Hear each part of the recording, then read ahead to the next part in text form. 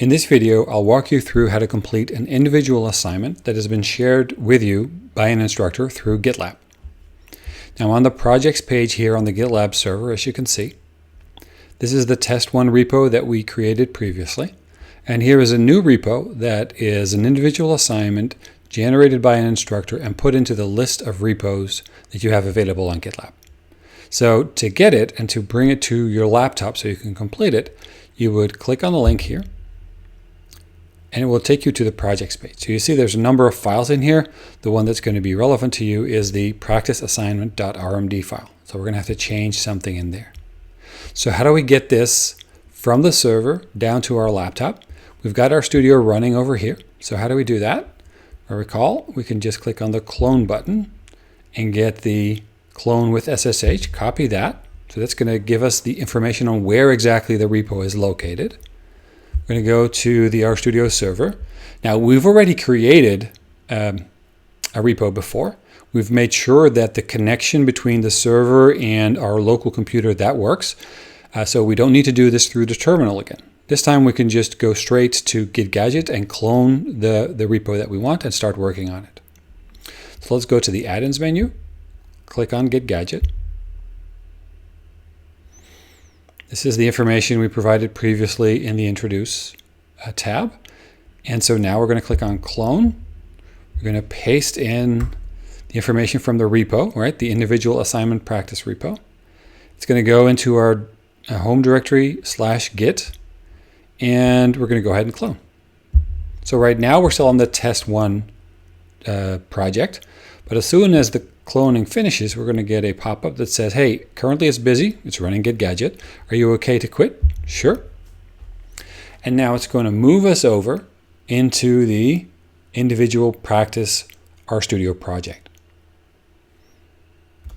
All right, so here's the file that we care about, practice-assignment.rmd. Let's take a look at that. Provide some practice with how to complete an individual assignment. I'll let you read that later on your own. You can do this through add-ins, gitgadget clone, blah, blah, blah. And then here is the information that we're going to change. So imagine this is just a super simple individual assignment where we're just going to do some practice just to get to know each other. So my last name is nice. My first name or preferred name, both are the same for me, Vincent, and my favorite food is dropsleutels. There we go. All right, so you may be wondering, what is that? It is a special type of candy from the Netherlands, or licorice. This is a picture of it. It's absolutely delicious. You probably won't find it delicious because it's something that I grew up with as a kid. So, okay, those are the changes I made. Note here at the top again, I can see that this hasn't been changed because there's a little star and it's in red. So I'm going to save my changes. There we go. Now I can see in the Git tab, yes, there is a file that has been changed. So I could again commit this in two different ways. I can see here, by the way, what the changes are. So I could stage this,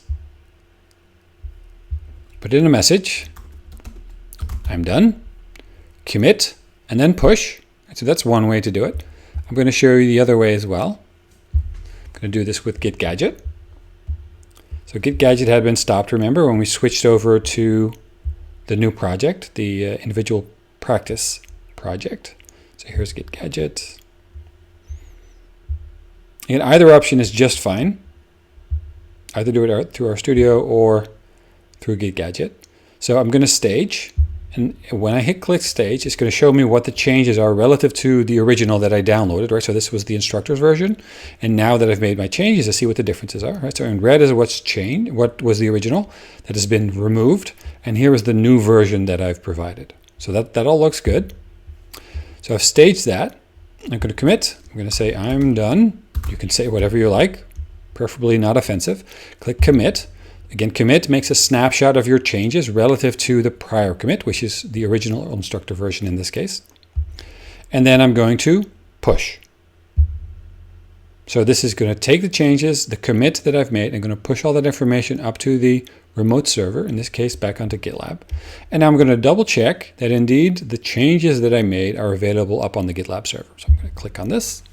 It's going to take me directly to GitLab. It's going to show me what changes there are and that are available now on the server. And so this looks exactly like what I want. I've said that I'm done, right? So this was the commit message. And I see the changes that were made, so looks like I'm all good. So now it's up to the instructor and the TAs to pull that information together and so they can start evaluating your assignments. Okay, now at that point you are done. There's one more thing I'll show you. You could also, just to give you one more view of how you can submit things, suppose that the instructor had asked to also knit our Markdown document into an HTML and submit that as well. Let's say you forgot to do that. All right, so how do we do that? We click on the knit button. The knit button generates an HTML file from our Markdown document. And here we can see the changes that we made. Okay, and now if we look in the Files tab, we'll see that now, and it's a bit of a long name. Oh, here it is, sorry. Practice assignment.html has been added. And so that's a document that we also want to submit. So instead of gitgadget, let's just try doing it through the Git tab. So we'll see that there are changes made. So let's see what they are. It's actually only one major change, and that is the one change, and that is the HTML. So let's see if this was just fake. Let's refresh this. Yeah, okay. So that was it still in memory. The change that we'd made previously, it hadn't updated, so I just clicked on the refresh button. You see there's really only one change, which is the new HTML file that we created.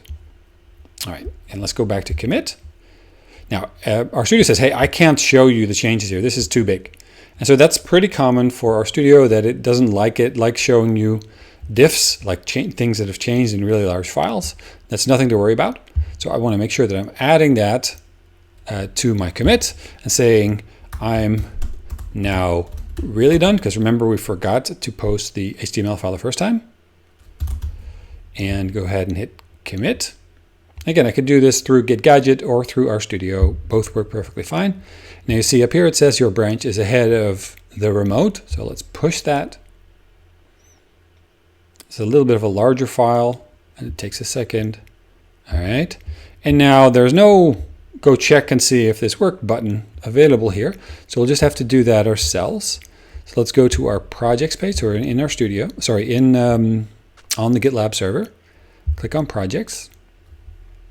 There's the project. Click on that. And now we'll see that there's an HTML file. I can also do this. So this is actually where gitgadget would take you to the list of commits, and then looking at the latest commit. Right? Remember we did, so this was the original. This is the original commit to the repo, which is what the instructor did. Then I cloned it as my student account, and then I pushed it, and then I pushed it again because I forgot to add the HTML file. So that's the I'm now really done. And I can see here what changed. There was one file that changed. That was this large HTML file. It says it's collapsed because, again, it's a pretty big file. It doesn't want to show all the changes in this particular case.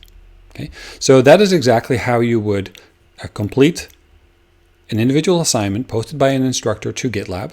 You'd clone it, you make your changes, you save the changes, you stage the files you want to commit, then you commit, and then you push. And then always double check on GitLab if it is indeed available there.